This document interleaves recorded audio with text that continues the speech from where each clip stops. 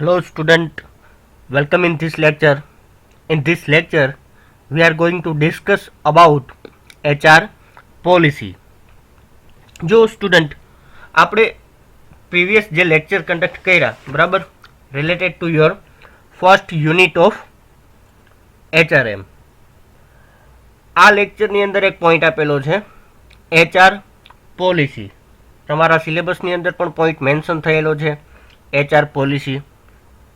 તો આપણે generally HR policy છે અને લાસ્ટ જે પોઈન્ટ છે તમારો એ છે HR અકાઉન્ટિંગ. બરાબર, તો HR પોલિસી, HR અકાઉન્ટિંગ આ જનરલી એક્ઝામની અંદર શોર્ટ નોટના ફોર્મની અંદર પૂછાતા હોય છે. બરાબર, તો HR પોલિસી છે શું આપણે વાત કરવાની છે લેક્ચરની અંદર. બરાબર, જનરલી પોલિસી જે છે એ શબ્દ તમે સાંભળેલું હોય છે. બરાબર, અને ઓર્ગેનાઇઝેશન્સની અંદર સર્ટેન પોલિસીસ છે એને ધ્યાનમાં રાખી અને એક્ટિવિટીઝ છે કેરીડ આઉટ કરવામાં આવતી હોય છે. બરાબર, રૂલ્સ કયો, રેગ્યુલેશન્સ કયો, પોલિસીસ કયો, પ્રોસિજર્સ કયો, આ બધી બાબતો છે કે જેના આધીન રહી અને ઓર્ગેનાઇઝેશન્સની અંદર એક્ટિવિટીઝ છે કેરીડ આઉટ કરવામાં આવતી હોય છે. બરાબર, તો આપણે પોલિસી વસ્તુ શું છે, પોલિસી કયા ટર્મની અંદર યુઝ થતી હોય. બરાબર, અને એક્ઝેક્ટલી પોલિસી છે શું આપણે આ લેક્ચર્સની અંદર ડિસ્કસ કરવાનું છે. બરાબર, તો શાંતિથી તમે બધા લેક્ચર્સને એન્જોય કરો, સાંભળો, કે જેથી કરીને તમને કોન્સેપ્ટ છે એનું ક્લિયર અન્ડરસ્ટેન્ડિંગ આવી જાય. બરાબર, એક્ઝામની અંદર મે બી કે તમને એક સાથે શોર્ટ નોટની અંદર 3-4 કોન્સેપ્ટ પૂછાયેલા હોય. બરાબર, 3-4 પોઈન્ટ પૂછાયેલા હોય, એમાં HR પોલિસી છે હોઈ શકે છે. બરાબર, તો આપણે વાત કરીએ HR પોલિસીની. જો ઘણા બધા ક્રાઇટેરિયા છે, HR ફિલોસોફી છે, HR પોલિસી છે, HR અકાઉન્ટિંગ છે. બરાબર, આવી બધી બાબતો છે એ શોર્ટ નોટની અંદર પૂછાતી હોય છે. ફિલોસોફી આપણા સબ્જેક્ટ સિલેબસની અંદર નથી એટલે મેં ઉપરનો પોઈન્ટ જે છે બુકની અંદર મેન્શન કરેલો નથી કર્યું. ડાયરેક્ટલી જે સિલેબસમાં છે એ જ વસ્તુ મેં સ્લાઇડની અંદર મેન્શન કરેલી છે. બરાબર, તો જોઈએ આપણે policy. Again, policy is guideline or a statement four making decisions and performing various functions in the organisations. Policy છે શું છે તો કે પોલિસી શું પ્રોવાઈડ કરે તો કે guidelines or a statement four making decisions and performing various functions or various tasks in the organizations. Simply કહેવાનો મતલબ શું છે તો કે ભાઈ કોઈ પણ પ્રકારે તમારે ઘણા બધા લોટ્સ ઓફ ડિસિઝન્સ છે બિઝનેસની અંદર લેવામાં આવતા હોય. બરાબર, રૂટીન ડિસિઝન્સ છે, સ્ટ્રેટેજિક ડિસિઝન્સ છે, શોર્ટ ટર્મ ડિસિઝન્સ છે, લોંગ ટર્મ ડિસિઝન્સ છે, કર્મચારીઓને રિલેટેડ જે કંઈ પણ ઇસ્યુઝ છે એના ડિસિઝન્સ છે. તો આ બધા જે ડિસિઝન્સ છે એ ડિસિઝન્સ છે એ કોઈને કોઈ વસ્તુના બેઝ ઉપર લેવાતા હોય. બરાબર, કે રેન્ડમ ડિસિઝન્સ ના લેવાતા હોય. રેન્ડમ ઇન ધ સેન્સ કે ભાઈ પર્ટિક્યુલરલી કોઈ બાબત અકર થાય ત્યારે જે કોઈ પણ વિચાર આવે તમને અકોર્ડિંગલી જે તે પોઝિશન્સની અંદર તમે છો અથવા તો જે તે ઓથોરિટી છે. ઓથોરિટી એટલે તો કે કંપનીના જે પોઝિશન્સ ઉપર છે, મેનેજરની પોઝિશન્સ ઉપર છે, સુપરવાઇઝરની પોઝિશન્સ ઉપર છે, કોઈ એક્ઝિક્યુટિવ્સની પોઝિશન્સ ઉપર છે.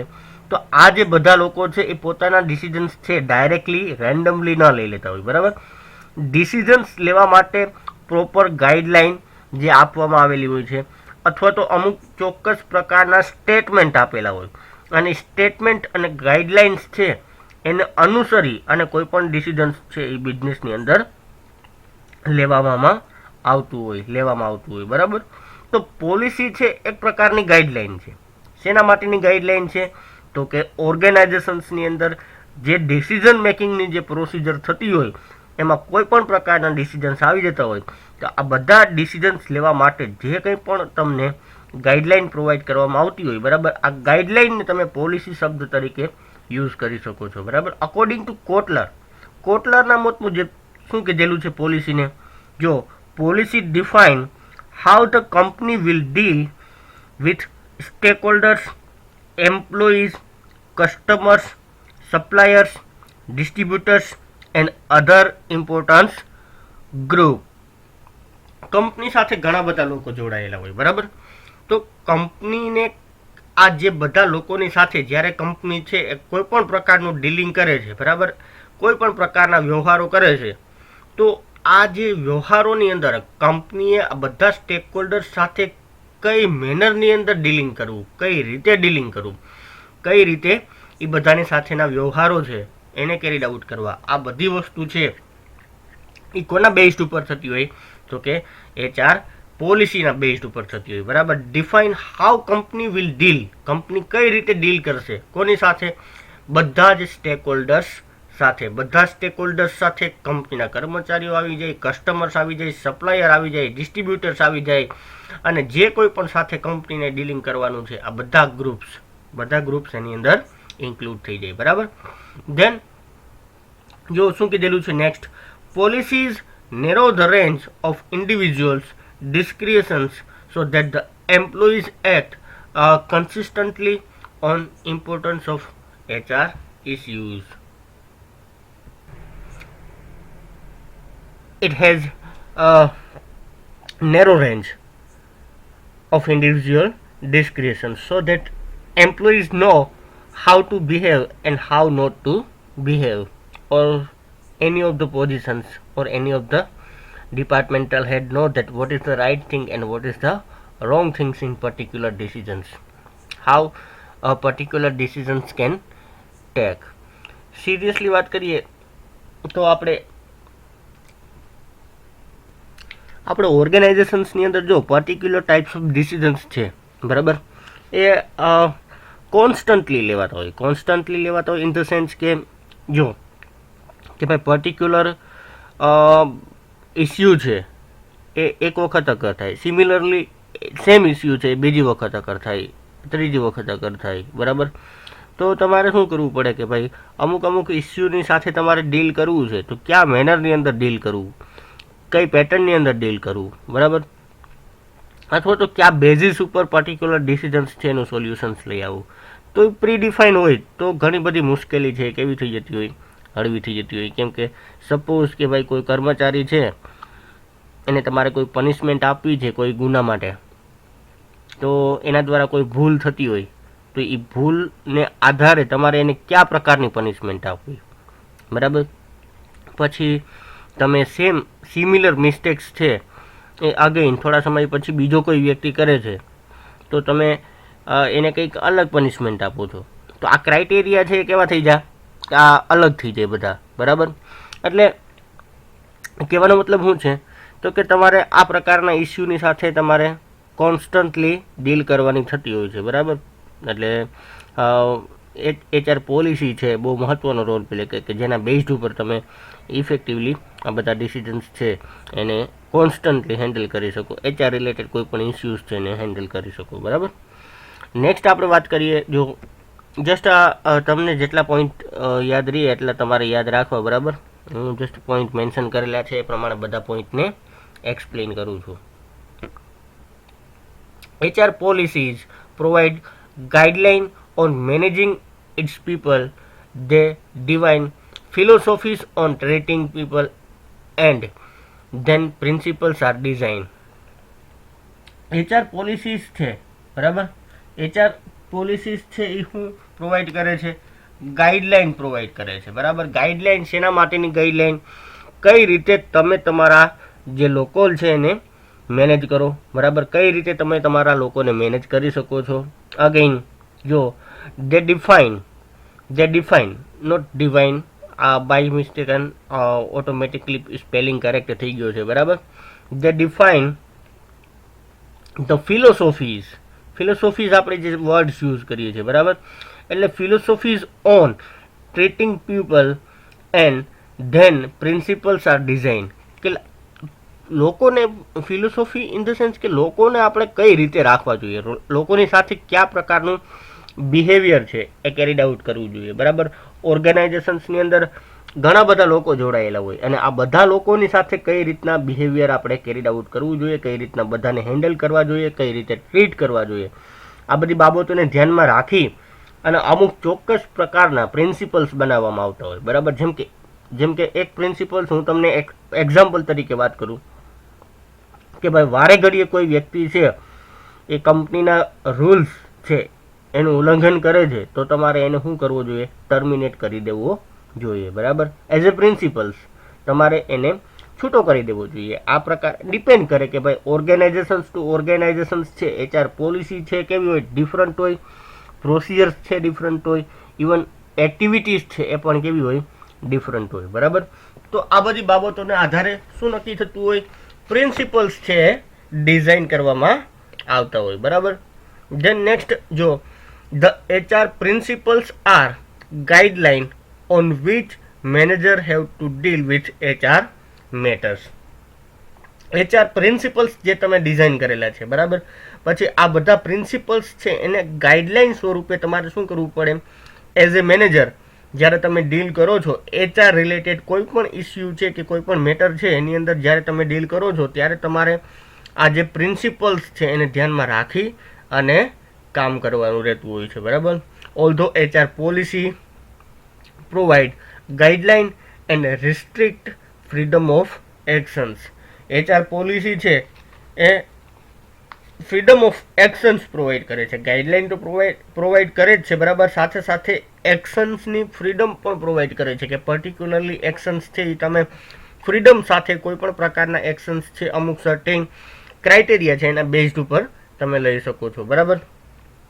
ધેન જો HR policies emerge from various sources, ઘણા બધા સોર્સિસ થ્રુ પોલિસી છે એ આવતી હોય. જો organisations the organisations form a policy to provide guidelines to its member.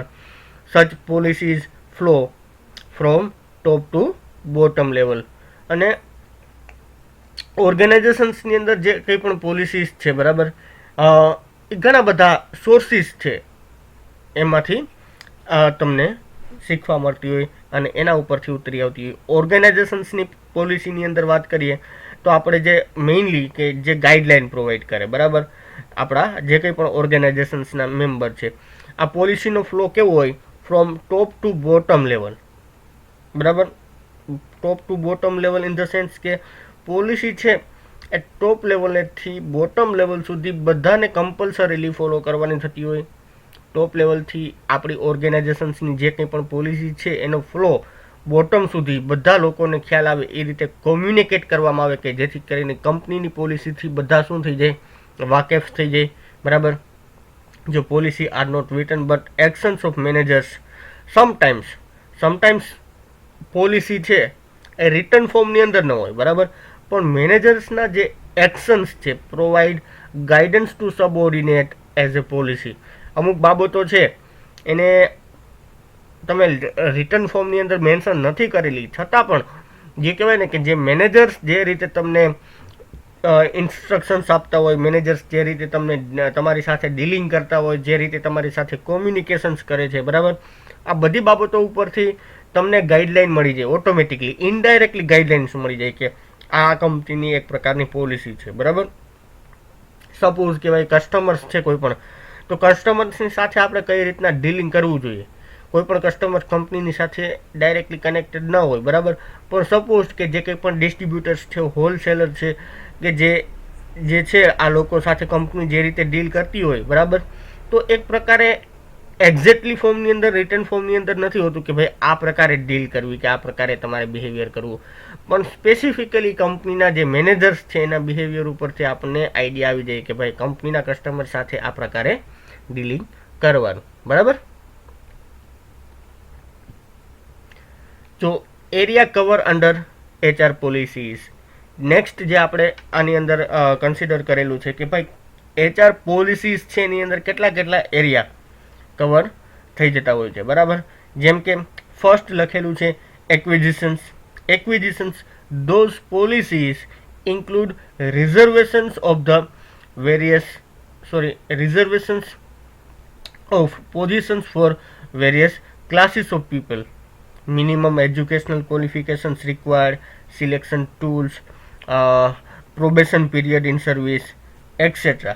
જો આ બધા માટે કે ભાઈ કોઈ પણ બાબત છે જ્યારે એક્વિઝિશન્સ એકવાર કરો છો જ્યારે લોકોને તમે તમારા કંપનીના ક્રાઇટેરિયાની અંદર કંપનીની અંદર આપણે કોઈ લોકોને નિમણૂક આપવી છે ત્યારે સ્પેસિફિક પોલિસીસ છે કે જેની અંદર કયા પ્રકારની પોલિસીસ આવતી હોય તો કે ભાઈ કેટલી પોઝિશન્સ છે એ કોના માટે કેટલી રિઝર્વેશન્સ માટેની રાખવી, બરાબર.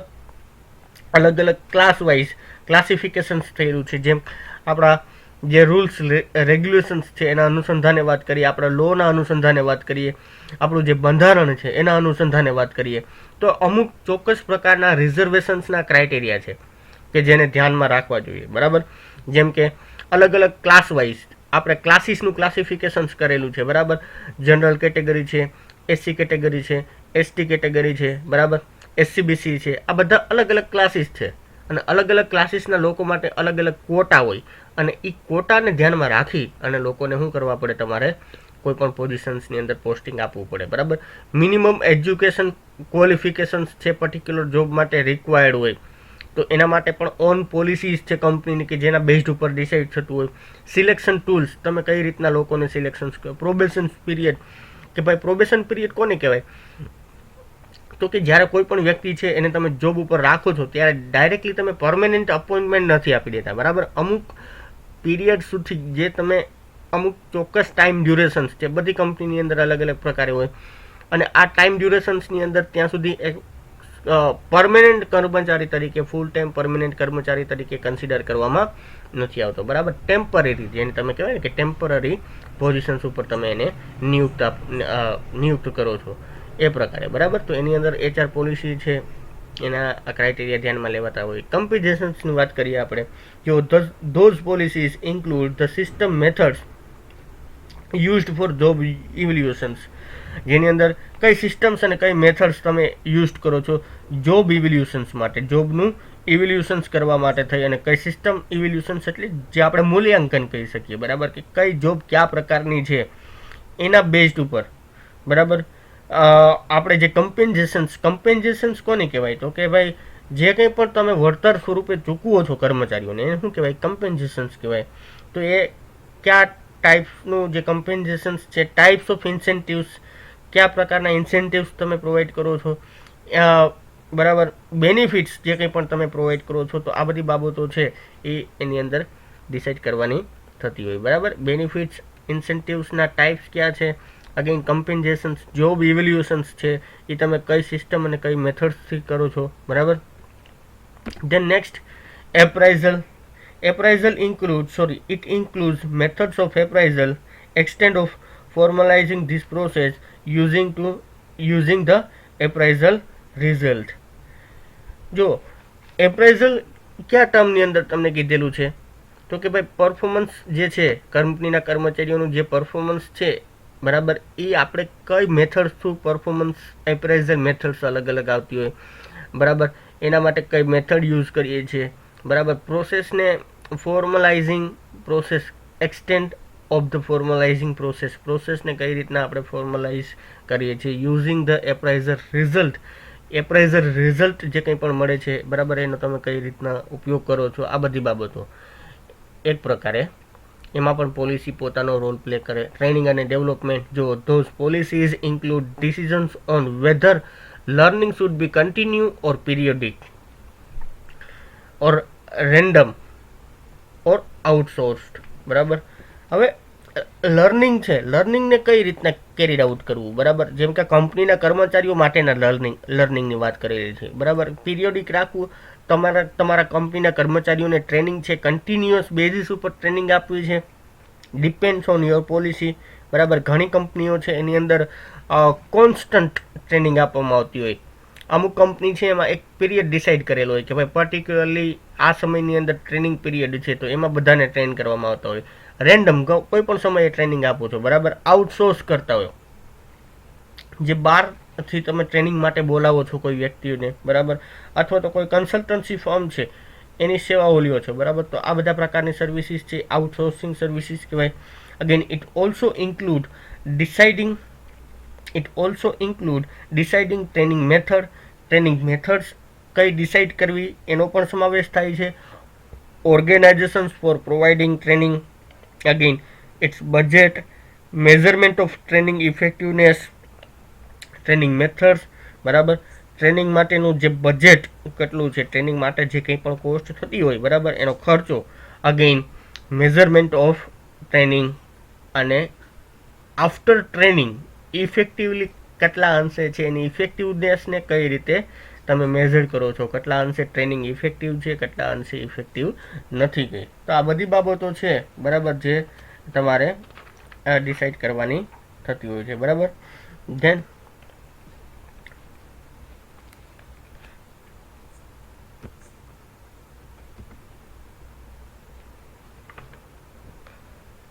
HR mobilities, those policies cover decisions on basic of promotions, transfer policy, demotions to be practiced or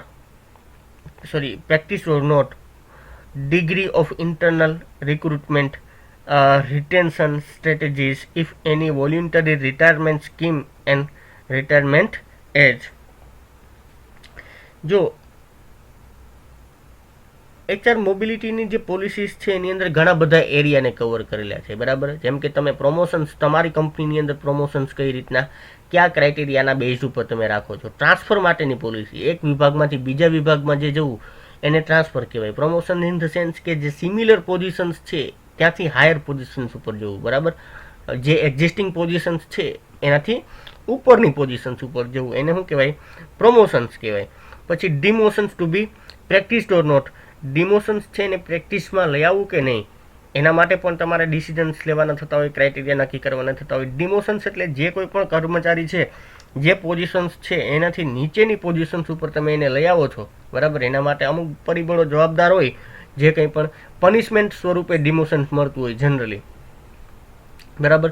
degree of internal recruitment, કંપનીની અંદર જે કંઈ પણ વેકેન્સીસ છે એ ખાલી રહેતી હોય ત્યારે કંપનીના કર્મચારીઓની જે રિક્રુટમેન્ટ કરો છો તમે બરાબર, એને ઇન્ટરનલ સોર્સિસ થ્રુ કરવા.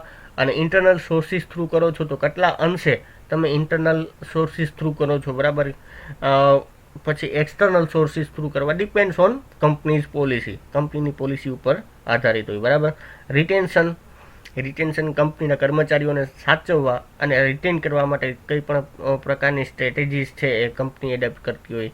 જો if any voluntary retirement scheme, voluntary retirement કોઈને જોતું હોય બરાબર, તો એના માટે શું પોલિસી છે કંપનીની, અથવા તો કઈ એજ છે કે જેને આધારે કંપની છે એ રિટાયરમેન્ટ આપે છે.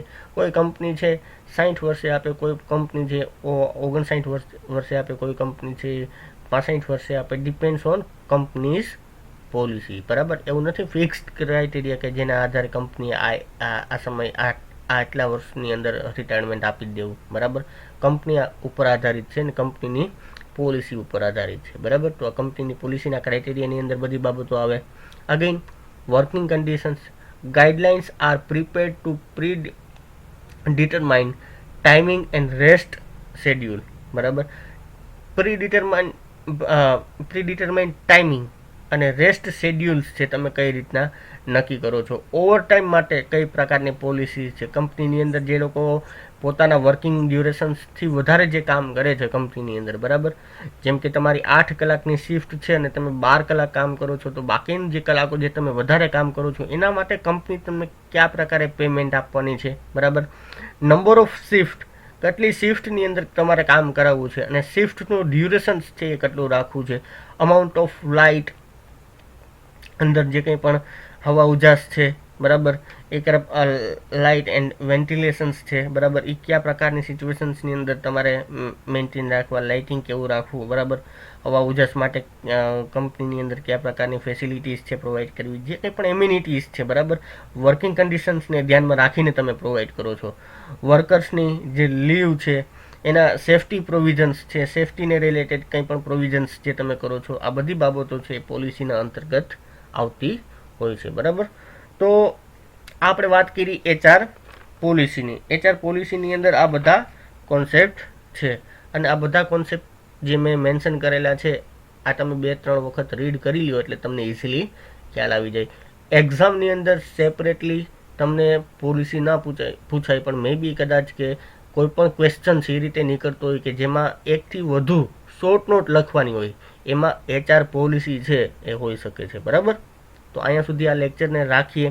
નેક્સ્ટ જે લેક્ચર છે આપણો એમની અંદર આપણે HR અકાઉન્ટિંગ જોવાનું છે, બરાબર. હ્યુમન રિસોર્સ અકાઉન્ટિંગ જે આપણા યુનિટનો લાસ્ટ પોઈન્ટ છે, બરાબર. તો અહીંયા રાખીએ આપણે. Thank you everyone.